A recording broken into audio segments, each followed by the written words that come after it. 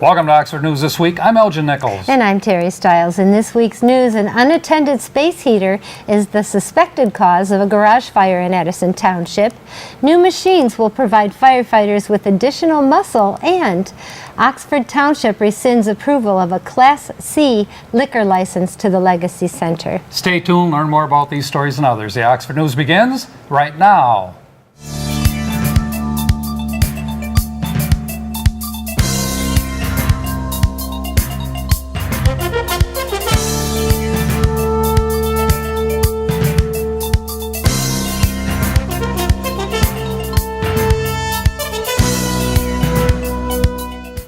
It appears Edison Township's treasurer will continue to be a regular fixture in the Oxford Village office for a while longer.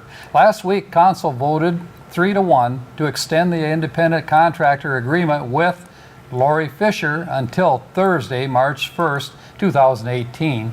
The lone no vote was made by Council member Maureen Helmuth. Councilman Eric Dolan was absent. Included in the motion was direction for the new village manager, Joseph Mador, to bring recommendations to the council regarding Fisher's future relationship with the municipality on or before its regular 27th meeting of February. In a 7-0 vote, the Oxford Township Board passed a resolution rescinding the approval of the new Class C liquor license earmarked to the Legacy Center.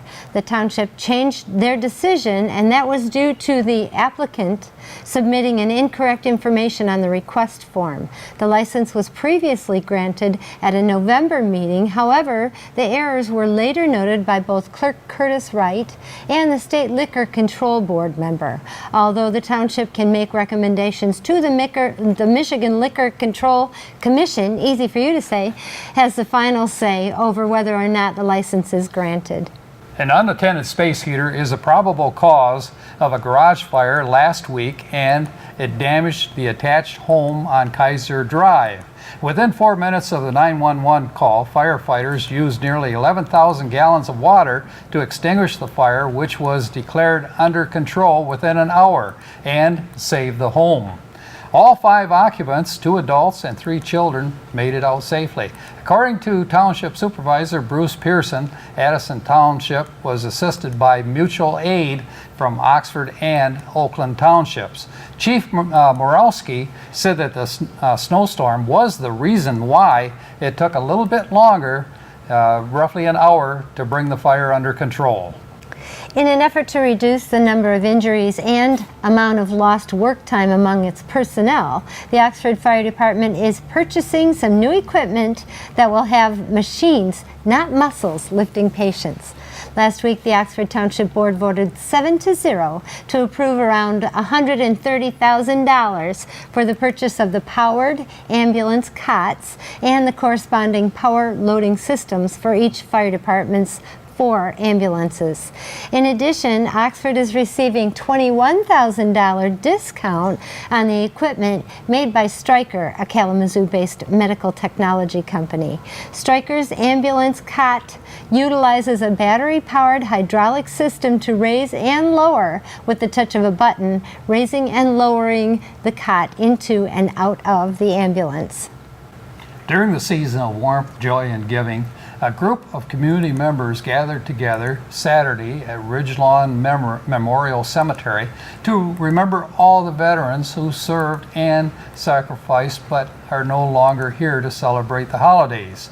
As part of the annual Wreaths Across America event, over 300 evergreen wreaths bearing bright red bowls were placed on the snow-covered graves of veterans resting in Ridgelawn and in Oxford Township cemeteries. Started in 1992, Wreaths Across America is a nationwide event consisting of coordinated wreath-laying ceremonies at Arlington National Cemetery in Virginia and more than 1,000 other locations in all 50 states at sea and abroad. Members of the Oxford Lions Club gathered at the Oxford United Methodist Church on December 14th to spread holiday cheer to the less fortunate. Lions members put together Christmas packages filled with delicious food, new clothes, new toys, and household items. This year, the Lions Club spent nearly $9,000 on 50 households containing over 100 individuals. To help finance this charitable endeavor, the Lions Goodfellow newspaper drive in November raised more than $5,000. Congratulations. Over 100 senior citizens attended the Rotary Club of Oxford's annual Christmas party held December 12th in the spacious lobby of the Oxford High School Performing Arts Center. The seniors enjoyed a delicious meal, listened to some holiday music performed live, and even received a visit from jolly old St. Nick. That's it for Oxford News this week. If you'd like to learn more about these stories and others, pick up a copy of the Oxford Leader newspaper, or better yet, you can catch us on our website, occtv.org, or our YouTube channel, and of course you can catch us on our regular Charter 191 or AT&T Channel 99. You did it, Terry. Coming up soon is John Ochins with School News, and then our very own Cody Wright with the Sports Report. And you won't want to miss Auto Talk and Science in the News with Dave Kenny. I'm Terry Stiles. Thanks for watching Oxford News this week, where we bring your news closer to home. And Happy New Year. And I'm Elgin Nichols. Remember, always be kind to your friends and neighbors. And thanks for watching. And again, Happy New Year. Do you love your community? So do we. Tune in our community access Monday through Friday, 9:30 and 1, and again at 7, Saturday at 9:30 and again at 7:30, and Sunday at 7. From new businesses to special events and everything in between, join the station that cares about our community. Welcome to Science in the News. I'm Dave Kenny, and these stories are taken from the publication New Scientist. In our first story, our solar system's twin has been discovered more than 2,500 light years away. In data from the Kepler Space Telescope, an eighth planet has been spotted in the Kepler-90 system, tying our own system for the highest number of known planets. Christopher Chaloux of Google and Andrew Vandenberg at the University of Texas in Austin used a neural network, a type of machine learning that mimics the connections in a brain, to look for new planets in the old Kepler data. They trained their algorithm on 15,000 signals that scientists had already examined and either labeled as real exoplanets or not. When it was applied to a set of Kepler signals from 670 stars, the algorithm found two new planets.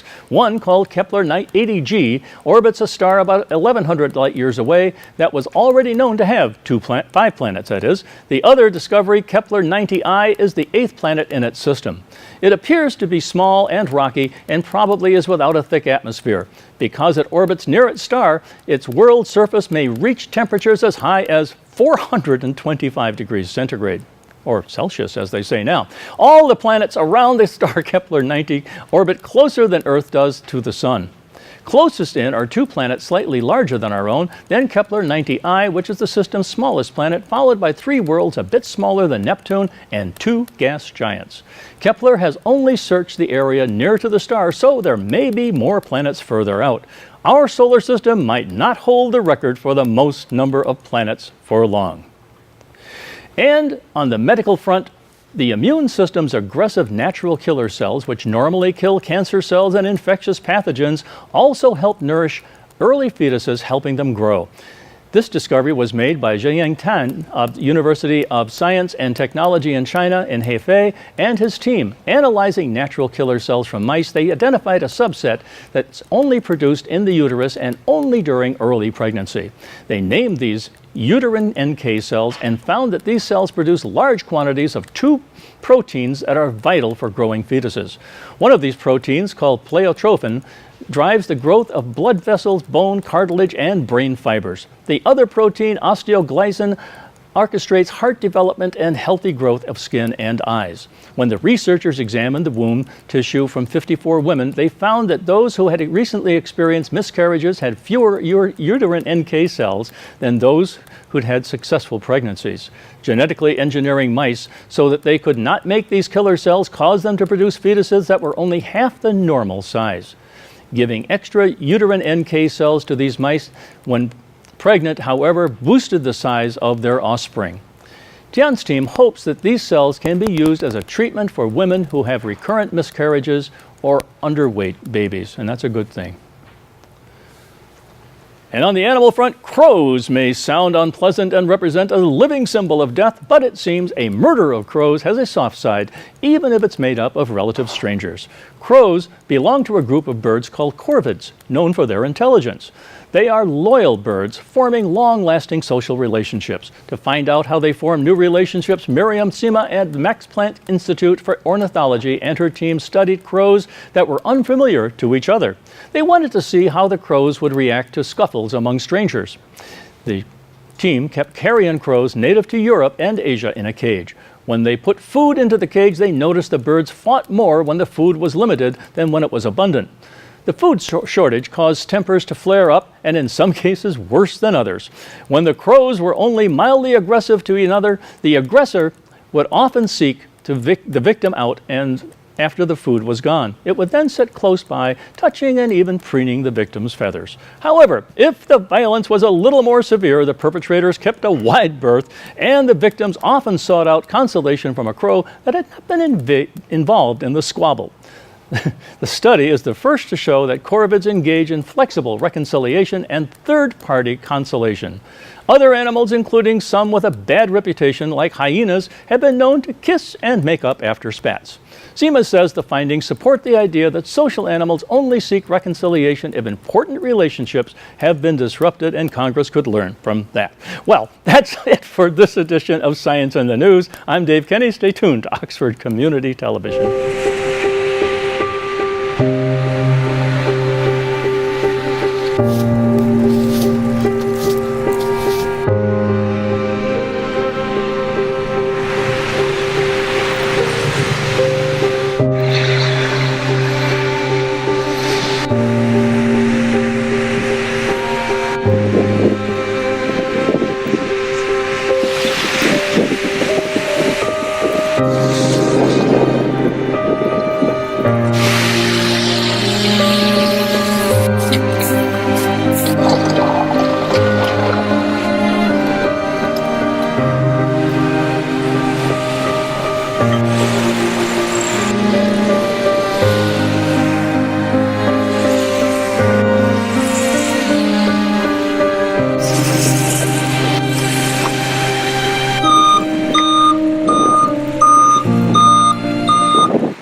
I'm John Ochins, and welcome to the Oxford Wildcats School Update. The holiday season seems to bring out the best in us, and that includes Oxford teachers and students. We probably don't hear as much as we should about the Oxford Dance Conservatory. Directors Katie Koivunen and Dana Brewer appeared at a recent school board meeting to talk about what it is and how it's progressed. We have 4 levels, starting with intro, intermediate, advanced, and then after school company. We've grown from 2013 of 10 students to over 100 students now. Oakland Dance Festival is a festival where several high school programs and studios, dance studios, have pieces adjudicated. It's at Farmington Harrison High School. And this was the first year that we were selected to perform in their evening performance. They only picked 3 dances out of 60, and our high school students were chosen for that. The program is a partnership with Oakland University, so our students a couple weekends ago went and performed in their dance majors end of the semester performance. And new, they've been performing with New Classica, which is an electro-pop violin group. Natalie Frakes, our orchestra teacher, is part of that. And they came in and auditioned our students last spring and selected 4 to tour with them this summer. So they were paid to go tour with New Classica. Dana spoke of some of the other activities this year. We do a lot of collaboration with other classes. We've worked with the orchestra, not just New Classica, but the chamber and the rest of the orchestra as well. We're working with John Hill this year and his jazz band. We work with the sign language class, with the speech classes. Pretty much any group that we can go, hey, what's something cool that we can do together? We find a way to do that, and we really enjoy that. We have a lot of opportunities for master's classes for our students, where OU students come in. We have one of my former students from way back in the day who's now a professional dancer who graduated from Marygrove. She's coming to work with the girls in February. And then the Marygrove, which is actually now going to be Madonna instructors, after seeing the girls perform at Oakland Dance Festival, came and sat down behind us and knew exactly who we were and who our girls were, and were so impressed with them that they asked us if they could come and work with them. So we're really excited about that. And obviously that comes all from what these guys put out there. People want to work with them, including us. We like it too. 5 of our dancers were saluted at the meeting. Seniors Peyton Kozlowski and Rebecca Wood, juniors Allison Zardas, Megan Vernier, and Grace Kitching. They've gained recognition from the high school as well. They also started getting their varsity letters last year. They put in a lot of physical activity every week, many hours of rigorous physical activity. So it started last year with high GPA standards and performance standards that they could now also earn their first varsity letter. Dana also talked about thoughts for the future. So we've grown a ton. We're really proud of ourselves and where we've come and where kids go from here. Megan Delata, basically every senior, Ashley Zardas, all these girls and guys leave us and do something that we're proud of. So we get to see where all that work goes and how much it pays off.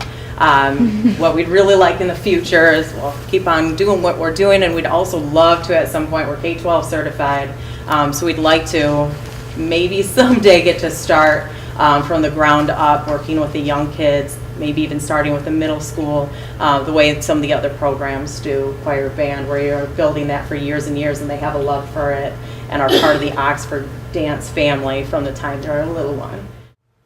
More local talent was exposed at the recent Oxford Orchestra concert. Middle school orchestra director James Berezny demonstrated some impressive violin skills.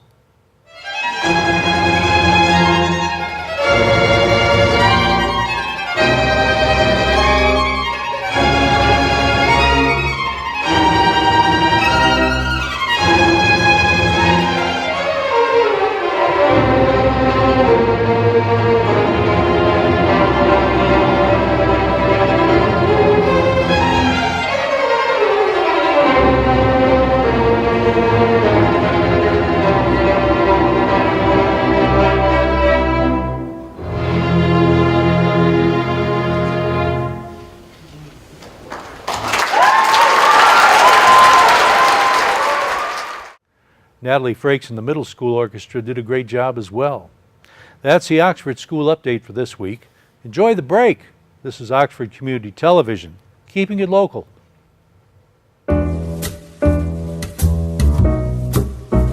We here at OCTV cover the local events and government meetings of Oxford, Addison, and Leonard. We also produce and edit programs for you viewers out there.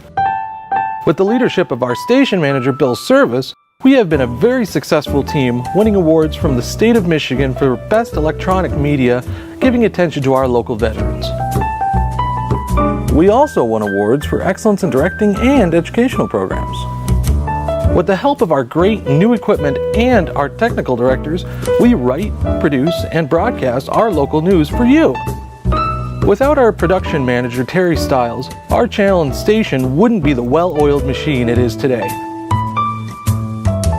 She coordinates the editing assignments and shoot schedule with our editors and camera people.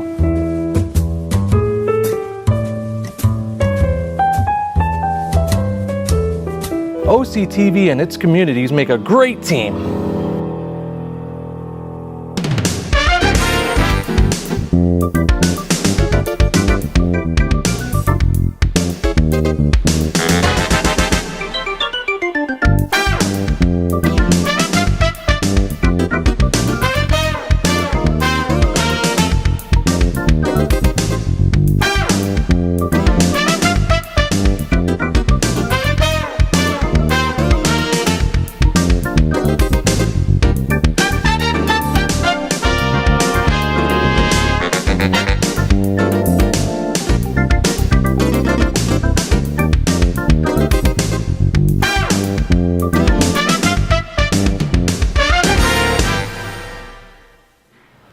What's up, Oxford fans? Cody here once again with the Sports Report. Well, this last week was pretty much our last week of the sports season for the year. When the season picks back up, it will be a new year, so let's just dive in and see how things are going. Well, first off, the girls basketball team went on the road on the 19th and took on Troy.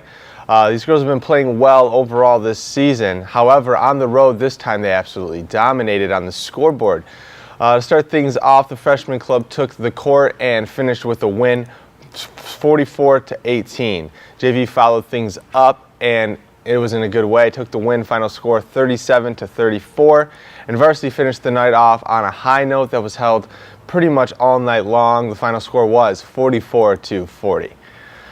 On the 16th, the wrestling team took first place in an Oakland County invite. Their season is really taking off now. On January 3rd, we go to Rochester and meet with them at 6 p.m. And then January 6th, we head on down to take on Catholic Central bright and early at 9 a.m. On the flip side, the hockey team took on Royal Oak at home. It was a rough game. That team is very physical, and we did seem to struggle. However, we did see some good qualities as far as work ethic goes. The final score was 6-1, and it was a loss. And last but not least, the boys basketball team took on Richmond on the road on the 21st.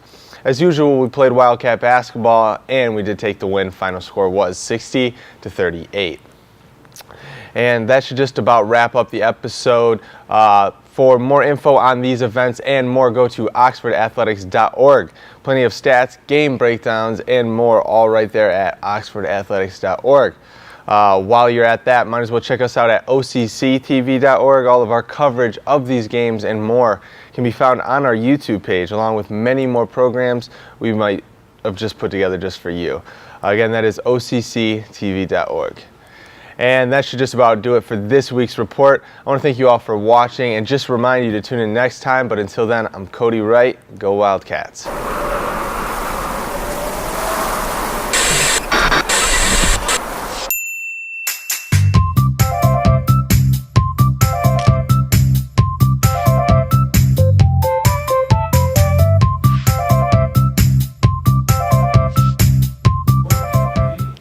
Welcome to this edition of Auto Talk. I'm Dave Kenny, and these stories are taken from the publication Automotive News. In our first story, the Chevrolet Silverado, GM's top-selling and most profitable nameplate, will be sleeker, more aerodynamic, and available in more trim lines with expanded powertrain options and functionality for the 2019 model year. Chevrolet introduced the 2019 Silverado LT Trail Boss, one of 8 2019 Silverado models planned at the Texas Motor Speedway on December 18th before hundreds of Silverado owners as part of celebrations to mark 100 years of truck output. General Motors is adopting more lightweight materials, is expected to add a 10-speed automatic transmission and enhancing aerodynamics to improve fuel economy and overall competitiveness of the pickup. The redesign and re-engineering of the next Silverado and its GMC counterpart, the Sierra, are the biggest product program ever undertaken by GM, analysts say. GM is spending nearly $3 billion alone to upgrade factories in Michigan, Indiana, and Mexico to build the next Silverado and Sierra.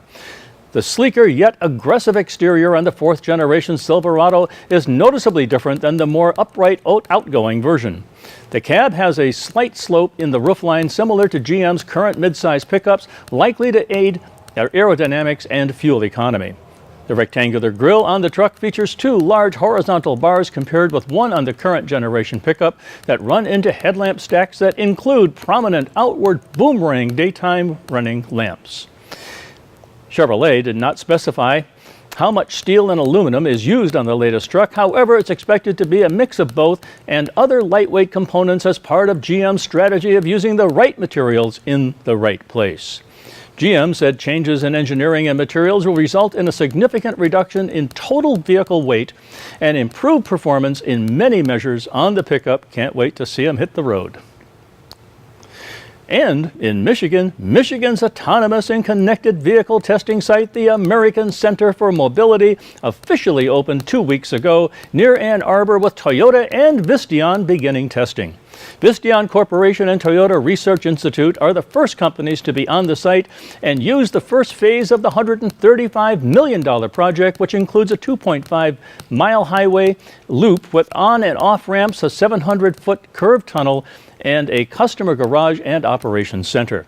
Others are scheduled to begin next week, the center said in a statement on December 13th. The center, which is operated by a nonprofit and designated a federal test site, received widespread support from the automotive industry and has raised $110 million from private and public sources towards the $135 million price tag for all three phases of the 500-acre site. The state's approved $35 million for the nonprofit controlling the center, the Willow Run Arsenal of Democracy Land Holdings, LP, to support the construction of the first phase, and the state's Strategic Fund Board also approved a state Renaissance Zone designation that waives property taxes for 15 years worth $1.9 million per year.